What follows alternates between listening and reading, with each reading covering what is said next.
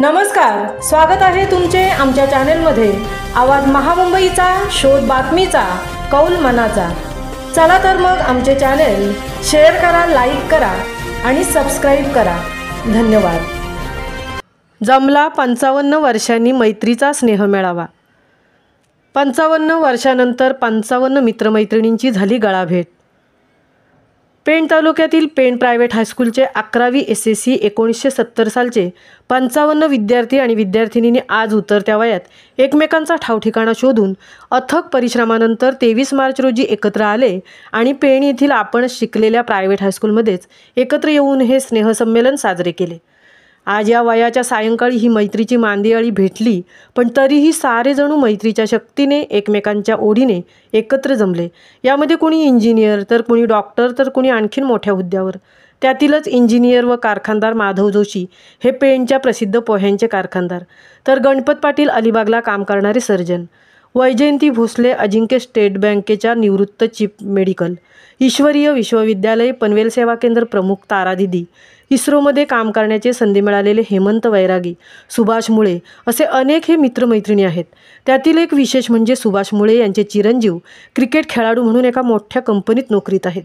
त्यातील आणखीन एक योगायोग म्हणजे ज्ञानदानाचे काम करणारे विश्वास मुळे, सुधीर जोशी, स्मिता मोकाशी हे आहेत। मुळे सर, सुधीर जोशी हे तर पेण प्रायव्हेट हायस्कूलमध्येच काम करत असल्याने हे संमेलन त्यांनी इथे ज्ञान घेतले त्याच शाळेतच झाले। यासाठी सुधीर जोशी यांचे योगदान महत्त्वाचे आहे। या ग्रुपमधील प्रजापती ईश्वरीय विश्वविद्यालय पनवेल सेवा केंद्र प्रमुख तारादिदी यांनी या स्नेहसंमेलनात सर्वांना आध्यात्मिक ज्ञान दिले।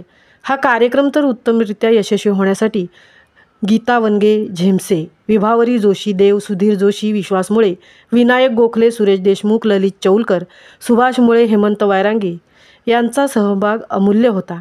स्नेहभोजन घेण्याअगोदर ज्या शाळेतील मंतरलेल्या आठवणी अजूनही मनात रुंजी घालत आहेत, अशा शाळेच्या प्रवेशद्वाराच्या पायऱ्यांवर सर्वांना उभे करून त्यांना एका स्मृतिचित्रात बंदिस्त केले। हा देखावा फारच सुंदर होता। दुपारी 1:30 ते 2:30 वाजेपर्यंत स्नेहभोजन झाले। खरंच जीवनातील एक अविस्मरणीय हा अनुभव होता की सर्वांनी एकत्र येण्याचा। आगरकरांनी अतिशय सुग्रास जेवण मिष्टान्नासह सर्वांना दिले। यानंतर घरगुती आईस्क्रीम तर अतिशय गोड होते। 2:30 नंतर विविध गुणदर्शनाचे व करमणुकीचे कार्यक्रम साजरे झाले। 4:30ला ऋणनिर्देश व्यक्त करून चहापानानंतर या सर्वांग सुंदर स्नेह मेळाव्याची सांगता झाली।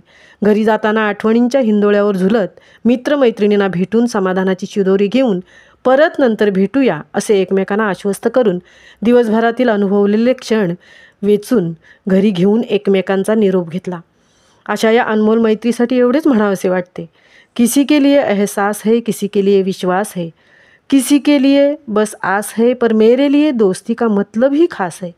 दोस्ती है तो बचपन है, यादें है, मुलाकातें हैं, मुस्कुराहटों की बरसातें हैं, शिकायतों की बातें हैं, जज्बातों का रिश्ता है। मेरे लिए दोस्ती हर दिल का किस्सा है, मेरे लिए दोस्ती हर दिल का किस्सा है। आवाज महामुंबईचा चॅनेलसाठी मिलिंद खारपाटीलसह तृप्ती भुईर, पेण।